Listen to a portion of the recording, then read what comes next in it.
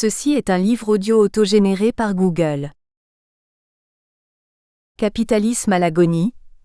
Quel avenir pour Homo sapiens? Première partie. L'acquis et le potentiel.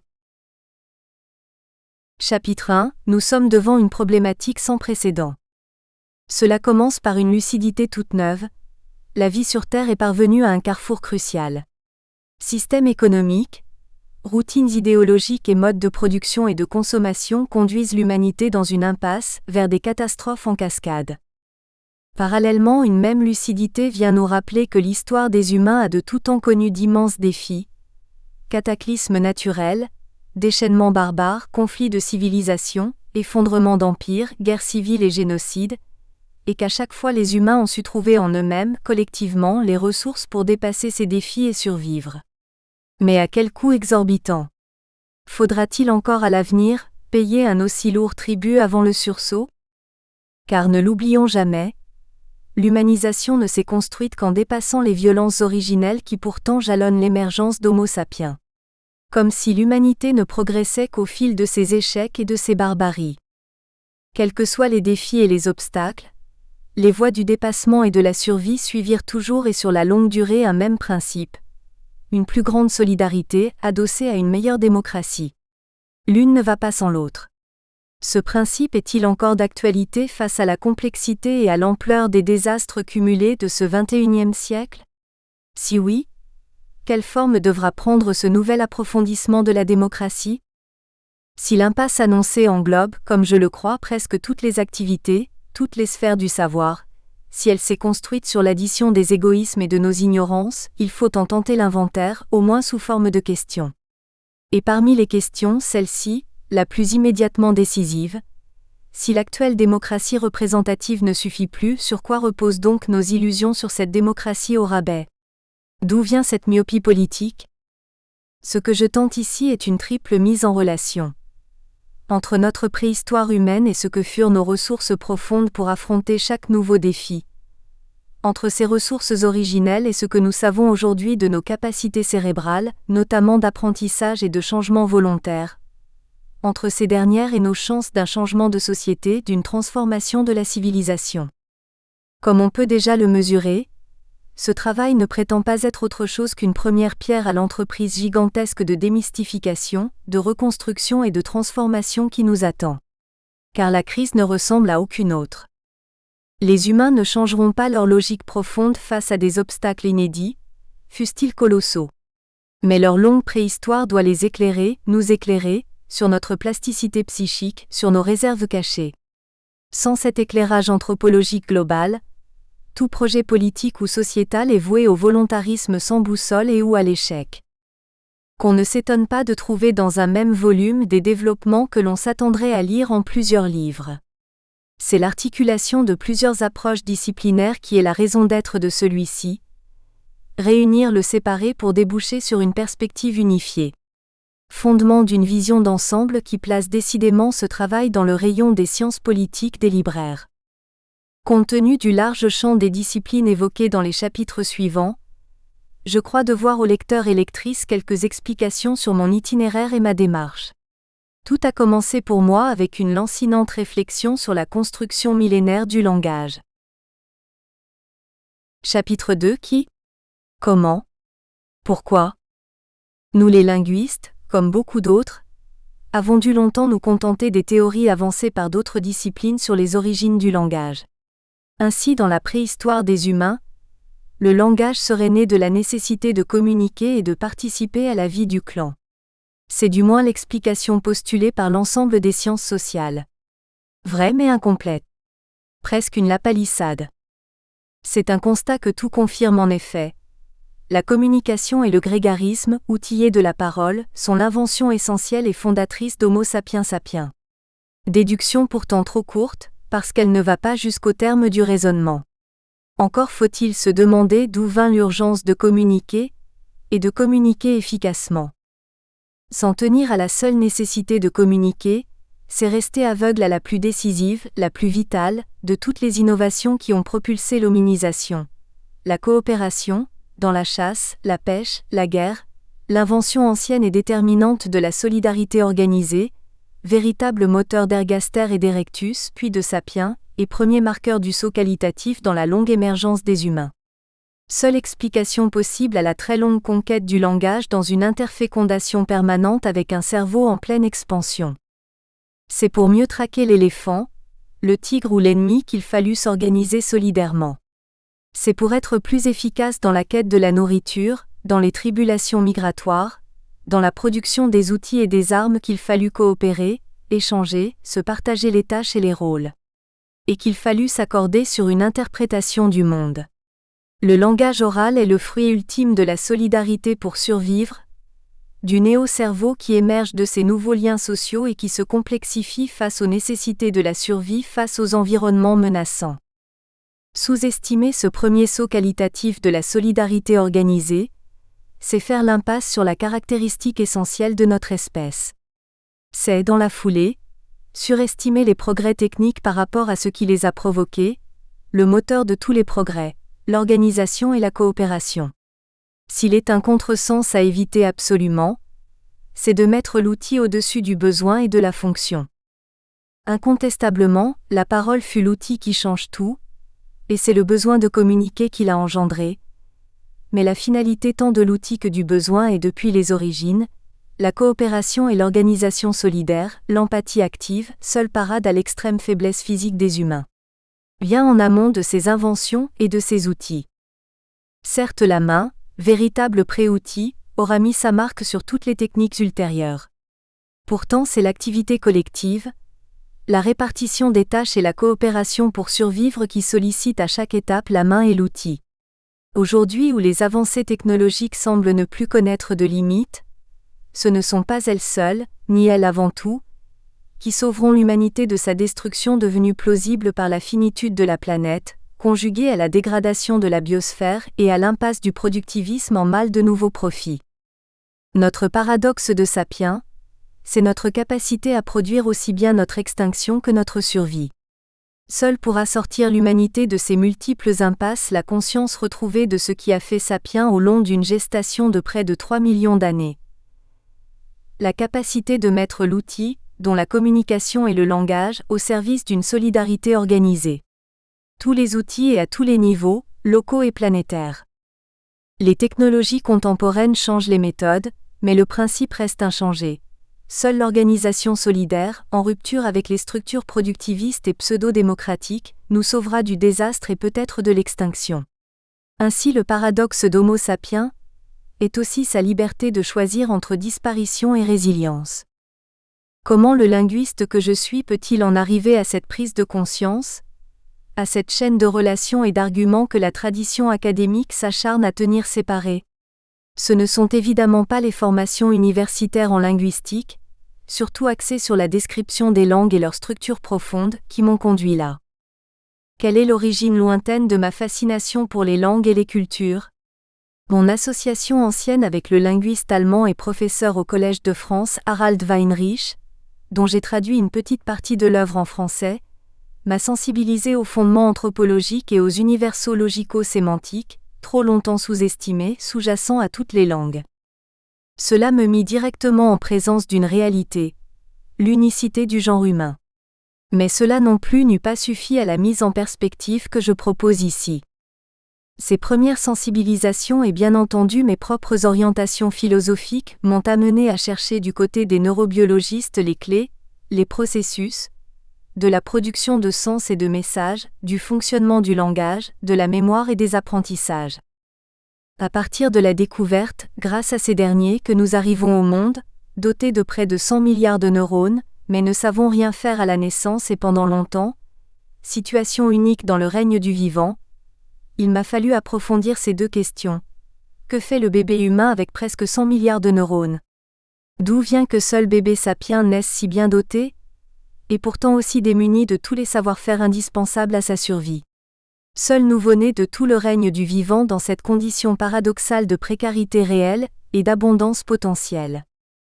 Ma spécialisation dans les acquisitions linguistiques précoces m'a permis de répondre au moins en partie, chapitres 6 et 7, à la première question. La seconde question, en revanche, m'a contraint à une plongée studieuse et motivée dans deux autres directions, les avancées de la génétique et les découvertes des paléanthropologues. En recoupant ces deux disciplines et en notant leur convergence et chevauchement, j'ai pu me forger la vision globale qui est au départ de cet essai. Homo serait-il un prématuré chez qui la détermination par le patrimoine génétique, dont ces milliards de neurones, aurait, pour la première fois à cette échelle, cédé la place à une interaction intense avec l'environnement ? Avec un environnement changeant, diversifié et contraignant partout et toujours, dans le temps et l'espace ? Ce qui expliquerait notre diversité, notre aptitude au changement. Et dans ce cas, de quelles ressources cérébrales, insoupçonnées, disposons-nous pour évoluer encore, pour mieux contrôler notre impact sur l'environnement, notre empreinte écologique, nos habitus, nos comportements ? Autant dire que la vision globale ne pouvait pas surgir de ma seule formation de linguiste, ni des avancées de la psycholinguistique acquisitionnelle, ni d'une approche disciplinaire unique. La synthèse visée exigeait de se ressourcer au fondement de l'activité neuronale, les travaux de Jean-Pierre Changeux et Stanislas Dehaene, et aux origines de l'aventure humaine, avec les acquis des préhistoriens et des paléanthropologues, tels qu'Yves Coppens les résume dans ses ouvrages les plus récents. Bref, ma curiosité de linguiste s'est nourrie d'une vraie pulsion philosophique et politique, étayée des acquis scientifiques sur notre fonctionnement cérébral et notre émergence de roseaux pensants au sein et en bout de chaîne du vivant. Ce qui justifie et explique, bien que nouveau venu à certains des domaines évoqués, que je sois fortement impliqué dans la vue d'ensemble présentée ici, dans un effort de synthèse en des termes et arguments accessibles à l'honnête homme. Avec l'espoir d'ouvrir une fenêtre sur un avenir possible pour les humains. Il s'agit également d'une question de méthode. Je rejoins en tout point Edgar Morin lorsqu'il écrit « Confère. Le Monde des 9 et 10 janvier 2011, les nuits sont enceintes que la carence de la pensée partout enseignée, qui sépare et compartimente les savoirs sans pouvoir les réunir pour affronter les problèmes globaux et fondamentaux, se fait sentir plus qu'ailleurs en politique. D'où un aveuglement généralisé d'autant plus que l'on croit pouvoir disposer des avantages d'une société de la connaissance. Or ce qui se fait sentir si fort en politique est également à l'œuvre dans bien d'autres domaines. On sombre partout dans l'hyperspécialisation et les experts les plus pointus n'aboutissent souvent qu'à une pensée limitée par leurs œillères disciplinaires. La spécialisation devient mutilante lorsqu'elle occulte les autres domaines de la connaissance. À l'inverse, les grands scientifiques ont une culture pluridisciplinaire en quête d'une vision globale. La méthode suivie ici est bien plus qu'une question de méthodologie. La synthèse pluridisciplinaire est la visée même de ce livre et au cœur de mon combat philosophique. L'éducation devrait habituer les élèves à relier les savoirs entre eux, par-delà les cloisons disciplinaires. Ce serait une initiation opératoire à l'esprit critique et à l'innovation. L'analyse est un point de départ, jamais un aboutissement. Mon propos est précisément de prendre le contre-pied d'une rationalité sans complexité, d'analyse que l'on ne conduit pas jusqu'aux indispensables synthèses. On comprendra mieux l'ambition de ce texte et sa construction en étoile lorsqu'en fin de parcours, on aura saisi les liens entre tout ce qui a fait Sapiens et nos capacités de mutation vitale pour demain. Mais il n'est pas simple d'expliquer simplement, de ramasser dans un même texte des approches habituellement aussi séparées. Le lecteur dira si le pari a été tenu. Reprenons la problématique. Pourquoi seul Homo sapiens a-t-il diversifié à un tel degré les profils individuels, et multiplié les différences ethniques, les langues, les croyances, les cultures, les techniques, les imaginaires collectifs, les mythes, les musiques, les rituels ? Pourquoi dans l'immensité du vivant, seul Sapiens a-t-il autant proliféré dans la créativité, la diversité, l'organisation, l'interprétation du monde ? À question fondamentale, réponse fondatrice. Mais il y faut d'abord un état des lieux complet. Ethnologues, anthropologues et linguistes ont amplement décrit cette profusion de l'humain. Elle touche tous les aspects de l'existence, des croyances et des comportements. La profusion des cultures et des langues a forcément, et tout à la fois, un ancrage cérébral et une origine paléanthropologique. Or ce sont Jean-Pierre Changeux, Stanislas Dehaene et leur école de neurobiologie qui ont à ce jour le mieux détaillé ce fonctionnement cérébral foisonnant. Dans la mémoire, la production de sens et les apprentissages. Nous y reviendrons au chapitre 6 à 8. Pourtant un tel foisonnement neurologique, une telle profusion synaptique, 1015 synapses, ne sont qu'un aboutissement. C'est là qu'Yves Coppens et les paléanthropologues interviennent et nous éclairent jusqu'au premier balbutiement de cette évolution proliférante. L'effondrement de la Rift Valley aurait coupé en deux parties inégales la population de nos ancêtres, coupure simplement tectonique d'abord, devenue barrière écologique par suite d'un partage des précipitations. Les cousins de l'Est luttent pour survivre dans un milieu qui se déboise. Au moment où dans la même région qui s'assèche, le cheval court plus vite et l'éléphant mange plus dur, l'hominidé se lève, réfléchit et s'organise comme pour mieux se défendre. Pourtant ce sont les généticiens, Albert Jacquard en tête, qui nous livrent la clé ultime de l'épopée. Pas encore une démonstration complète, pas la preuve matérielle définitive. Mais une hypothèse forte, un faisceau d'indices et une convergence de probabilités. Bref, il nous offre la seule vision d'ensemble qui résolve d'un coup les énigmes sur l'origine d'une humanité multiple et en apparence contradictoire. Ainsi il aura fallu le concours de plusieurs disciplines scientifiques pour parvenir à une perspective unifiée, intégrant de larges pans des savoirs disponibles. Cette hypothèse à forte valeur explicative, la voici. Nous sommes depuis Sapiens, probablement déjà depuis Erectus, en tout cas depuis les aubes de l'humain, tous des prématurés. Génétiquement bien pourvus, abondamment pourvus, mais prématurés. Au sens où nous venons au monde avec un cerveau totalement immature aux premiers mois et années de notre vie. Bien plus que chez les autres espèces. Et ce, depuis plusieurs centaines de milliers d'années. Mais c'est justement là qu'intervient depuis toujours l'impact de l'environnement avec ses conséquences inédites, d'abord dans le règne du vivant, puis dans la sphère sociale et culturelle. Pour quelles raisons ? Par quels enchaînements d'accidents de parcours ? Avant de répondre au pourquoi, chapitre 9, voyons-en d'abord les conséquences. L'environnement a pris chez l'humain le relais des gènes et en a tiré une diversité d'évolution que le seul patrimoine génétique n'eût pas permis, ne contenait pas. En un mot, notre diversité est le fruit d'une intervention précoce de l'environnement, naturel et social, dans notre maturation cérébrale.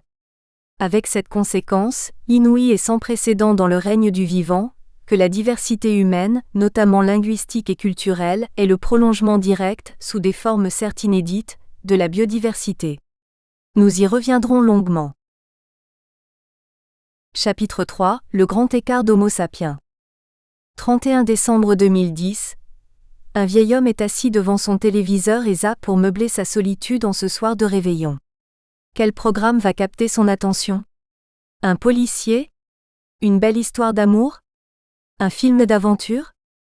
Il s'arrête sur France 4 qui repasse l'Odyssée de l'espèce de Jacques Malater, conseiller scientifique Yves Coppens. Le fait, c'est à la fois une enquête policière, pas complètement aboutie. Il y manque quelques chaînons et beaucoup d'indices, une histoire d'amour et de sexe. Il fallut pas mal de pulsions de ça pour faire croître et prospérer l'espèce, mais aussi le plus mouvementé des films d'aventure. Combien de cataclysmes et d'obstacles ? Combien d'espèces disparues ou massacrées, humanoïdes ou autres, a-t-il fallu avant d'aboutir à Sapiens, seul vainqueur pour combien de temps ? Parmi les branches concurrentes de cette odyssée. Le vieil homme devant sa télé dispose de la TNT, de la haute définition, d'un écran plat, d'une télécommande. Tout cela, il ne s'en sert pas pour se délecter de science-fiction, d'effets spéciaux et de conquête de l'espace, mais tout simplement pour retrouver des bribes de son propre passé, celui de Sapiens et de tous ceux qui le précédèrent. Hominidés, Aurorines, Pithécanthropes et Australopithèques, Habilis puis Ergaster et Erectus. Enfin Néandertal et Cro-Magnon, nos ancêtres directs. C'est de cet arrière-grand-père, arrière-grand singe, qui ne se sait pas hominidé, que par-delà 1 million de catastrophes, de découvertes et d'inventions, de fuites et d'urgences, a surgi ce vieil homme sage face à l'écran, fasciné par sa propre histoire télévisée, outillé de technologies des plus sophistiquées. Le grand écart de notre évolution n'est pas qu'une mise en scène pour documentaire de vulgarisation. Le grand écart, c'est notre émergence même, toute l'hominisation jusqu'à notre présent. Le grand écart, c'est nous. Nous sommes tout à la fois notre patrimoine génétique, relativement archaïque, et notre niveau contemporain d'éducation et de technologies hyper sophistiquées. Archaïsme et sophistication donc, mais surtout un long chemin de l'un à l'autre, une infinie aptitude au changement. Le vieil homme ne s'y est pas trompé. Il a choisi pour sa soirée de Saint-Sylvestre sa propre télé-réalité qui le remet face à lui-même, passé, présent et avenir confondus. Plus qu'une longue histoire de l'espèce, c'est sa propre catharsis qui lui est offerte sur écran. Oui, sa catharsis. Il lui faudra bien se remettre tout cela en mémoire. Il a été tour à tour mangeur de limaces et d'insectes, puis charognard avant d'être chasseur, cueilleur et pêcheur. Il a mangé le cru avant d'avoir le feu. Il n'a dû son avantage et sa survie qu'à son sens du groupe et de la coopération, ses premières armes les plus décisives. Il a appris à transmettre tout cela à ses descendants, autre facette, concomitante à l'émergence du langage, de cette solidarité dans le groupe. Il a dû longtemps nomadiser, se battre et fuir, avant de se fixer, de cultiver et de domestiquer d'autres espèces pour survivre et croître. Le vieil homme devant l'écran n'est pas seulement le descendant récent de quelques dizaines de générations plus ou moins cultivées. Il est aussi et de très longue date l'héritier de ce grand singe forcé de changer d'habitat, de ce charognard démuni d'armes, de ce dévoreur de viande crue, de ce chasseur rusé. Il fut et reste ce coureur de fond, ce fuyard précaire, cet esprit assailli de doute, cet artisan inventif, ce guerrier apeuré, cet éleveur organisé, cet artiste rupestre, cet homme et cette femme soucieux de leur clan, avides de coopérer, de communiquer et de transmettre. Mais il est aussi l'auteur, le survivant et le contemporain de plusieurs génocides, de beaucoup de boucheries militaires et civiles, et désormais le témoin, ou la victime, d'un grand dérapage systémique, à la fois environnemental et socio-économique, qui met en péril grave la nature et l'humain. Double est le grand écart entre ce que nous étions et ce que nous sommes devenus, mais surtout entre nos capacités d'invention et ce que nous en avons fait. Plus clairement encore, et nous voilà au cœur de la catharsis, il faut prendre conscience que l'hominisation a été synonyme et consubstantielle d'une infinie diversification de l'humain. Diversification des outils et des savoir-faire qui s'est toujours inscrite dans le besoin de s'organiser et d'être solidaire du clan. Mais aussi une diversification ethnique et culturelle encore renforcée par les migrations et les métissages. Et ce, en permanence et depuis très longtemps. Nivellement et repli sur soi ne furent jamais les moteurs de l'évolution. Faute de savoir pourquoi et comment cette diversification proliférante a été et reste sa richesse fondamentale, l'humanité court le risque fatal de se déshumaniser. La finitude de la planète sur fond de globalisation le pousse au nivellement et, au bout du compte, à l'autodestruction. Ceci ne veut pas dire qu'il faille faire la route en sens inverse et renouer avec quelques lointaines origines. Il s'agit d'autre chose. D'abord mesurer tout ce que le grand écart a produit de richesse et de diversité, mais aussi de promesses non tenues. Car il serait présomptueux de croire que nous avons épuisé nos potentialités. C'est le premier degré de la catharsis. La prescience d'une réserve de possibles, encore mal identifiée, mais qui recèle tant de potentiel créatif, tant de nouvelles inventions, s'il faut retrouver une cohérence avec un environnement déjà très abîmé pour en renverser le déclin de façon radicale. Pour s'inventer de neuf. Notre cortex le permet encore. Mais il est un second degré de la catharsis, dépasser une interprétation, ancienne et coûteuse, qui s'apparente à une illusion d'optique, de ce qui a été le plus déterminant dans l'émergence de Sapiens. N'a-t-on pas attribué une primauté absolue aux inventions, découvertes et progrès technologiques dans la hiérarchie des facteurs de l'hominisation? Assurément, la nourriture carnée, le feu, la pierre taillée puis polie, les outils et les armes, l'agriculture et l'élevage ont été d'indéniables facteurs d'accélération pour Erectus et pour Sapiens. Mais on sait que de premiers outils rudimentaires existaient déjà chez les primates. En fait, derrière tous ces progrès technologiques qui mènent à Sapiens, se profile le plus fondamental de tous les facteurs, le véritable ressort de toute créativité, l'invention de la solidarité organisée, coopérative, véritable moteur de complexification, de langage et de cultures humaines. Homo a d'abord émergé comme un nous, de plus en plus organisé. Je n'est d'emblée qu'un élément de cet ensemble et ne va gagner graduellement son autonomie que sur la très longue durée. Pour autant, la solidarité originelle ne sera jamais caduque. C'est elle qu'on voit à l'œuvre dans la chasse et la pêche collective, dans la lutte contre toutes les adversités, dans la conservation du feu, dans le partage des ressources pour la survie du clan dans tous les progrès ultérieurs. Lorsque plus tard, Des sociétés plus abondantes seront marquées par des antagonismes de classe de plus en plus profonds et meurtriers, ceux-ci seront accompagnés de réactions solidaires en sens inverse. Ces sociétés d'abondance et de conflit se sont développées en tournant insidieusement le dos aux solidarités élémentaires. Ce sont pourtant celles-ci qui à la longue enfantèrent l'humain et le définissent encore aujourd'hui. Elles seront demain la clé d'une démocratie refondée. Par-delà les conflits qu'une trop longue dérive civilisationnelle a rendus hélas inévitables. Pour surmonter les impasses contemporaines, sociales et environnementales, il faudra puiser dans notre réserve de potentialités et inventer collectivement un nouveau saut qualitatif que certains voudront appeler révolution culturelle. Mais peut-être cela sera-t-il bien davantage qu'une révolution éthique et culturelle. Peut-être la métamorphose que prédit Edgar Morin. C'est cela la catharsis. Décider de renouer avec le principe fondateur de l'espèce.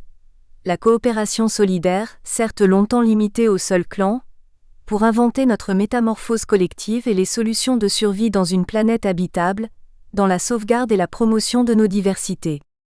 Si Homo a parcouru un si long chemin, aussi varié, aussi jalonné de doutes et d'obstacles, alors il peut s'autoriser le pari qu'il est encore capable de quelques métamorphoses encore impensées mais vitales. Les progrès technologiques à venir, avec une maîtrise mieux orientée des nanotechnologies, de la génétique, du numérique déjà omniprésent, de la robotique, pacifique, seront certainement encore plus spectaculaires que ceux du siècle passé, mais ils ne suffiront pas à assurer seuls la survie de l'humanité. Si telle était la solution, nous aurions déjà surmonté la crise énergétique, la crise alimentaire, la tragédie sanitaire des pays du Sud, le gouffre éducatif, la dégradation de l'environnement et bien entendu l'aberration économique, source de tous les aveuglements. Économique surtout. Car les avancées techniques sont presque toujours investies dans une économie marquée d'aliénation, parvenue aux limites de sa logique actuelle, productiviste et destructrice à la fois. Et de fait, depuis que les sociétés humaines sont de plus en plus hiérarchisées, n'ont-elles pas de tout temps réinvesti toutes les avancées technologiques dans une économie, esclavagisme et traite, servage puis capitalisme en ses différentes phases et variantes, fondées sur le profit et l'accroissement des inégalités? Aujourd'hui encore les techniques de pointe ne sont-elles pas systématiquement investies dans, voire stimulées par les industries de guerre et la course au rendement financier? Dernière invention moderne, les robots tueurs pour équiper les armées. Le progrès encore est toujours dévoyé vers la domination et la destruction. Pourtant le dépassement de ces systèmes de domination, par-delà les régressions et les génocides qui jalonnent l'histoire, n'a-t-il pas toujours été obtenu par des soulèvements solidaires, par un regain d'humanisation et de démocratie sur le long terme? En somme une vraie autorégulation, et parfois métamorphose de sociétés en pleine dérive régressive ou répressive? Comme si seule l'expérience du pire conduisait les humains vers des solutions plus humaines. C'est aussi cela le grand écart. Beaucoup de progrès mis au service de l'aberration systémique avant de retrouver le fil d'un processus civilisateur. L'explosion des savoirs n'a pas toujours été accompagnée de l'indispensable et séculaire consolidation des solidarités. Sauf justement dans des mobilisations et soulèvements récents, où pour la première fois les technologies de communication et les réseaux sociaux jouent un rôle décisif. Sapiens est parvenu à un carrefour de son évolution. Soit il choisit d'ignorer la destruction de sa biosphère et simultanément sa propre déshumanisation, en objets marchandises, robots et victimes, et cela revient à se résigner à l'autodestruction, soit il accepte de renverser cette civilisation de régression, de progrès dans le néant, et d'inventer une société enfin solidaire, plurielle et démocratique. Ce qui correspond mieux au processus même de son émergence et à ses ressources les plus profondes. Pour surmonter les crises et les dérives, qui peuvent se révéler fatales, il faudra renouer radicalement avec la solidarité organisée. À tous les niveaux et dans bien des domaines. Informatique et numérisation, nouvelle téléphonie, logiciels et terminaux, Internet. Quels outils de coopération? Quel moteur potentiel de solidarité à distance et à grande échelle? Pourtant ils sont restés à ce jour un champ d'investissement presque exclusif des valeurs boursières. C'est néanmoins dans un profond ressourcement solidaire, une autogestion collective souple et généralisée à tous les domaines d'activité, que peuvent se construire des solutions aux multiples crises, et que pourrait émerger la révolution des mentalités qui en est la condition. Ce serait l'aboutissement ultime de la catharsis. Cela passe par une prise en compte sérieuse de nos réserves cérébrales, susceptibles d'enclencher les mutations et avant tout, de nous inciter à repenser les finalités et les méthodes de l'éducation. Rappelons encore une fois que c'est la solidarité, non la technologie seule, qui est à l'œuvre et de plus en plus souvent au premier plan. Chaque fois qu'un groupe, un village, une minorité, un pays sont frappés par une catastrophe naturelle, industrielle ou politique, un séisme, un tsunami, un volcan qui se réveille, une sécheresse, une invasion des eaux. Au-delà des plus spectaculaires avancées techniques et scientifiques, toujours la coopération et la solidarité. Par-delà nos différences. Par-dessus nos égoïsmes. Plus forte que toutes les phobies. Le grand écart est cette insupportable contradiction entre nos guerres, génocides, aveuglement suicidaire d'un côté et de l'autre, les capacités de sapiens à se renouveler et à se réinventer. Dans une solidarité retrouvée. Chapitre 4. Pourquoi l'hominisation est-elle inséparable de la diversification ? Le vieil homme avisé, il l'a prouvé en choisissant parmi les programmes de ce 31 décembre la meilleure enquête policière et la plus belle histoire d'amour, s'interroge depuis longtemps sur cette caractéristique des humains singulière à tous égards, le foisonnement. Non pas le foisonnement démographique qui est très récent, mais le foisonnement des profils. Profil individuel d'abord, chaque humain est unique. Pas deux caractères, deux physionomies, deux comportements identiques. Tous singuliers, au-delà des mimétismes et des conformismes.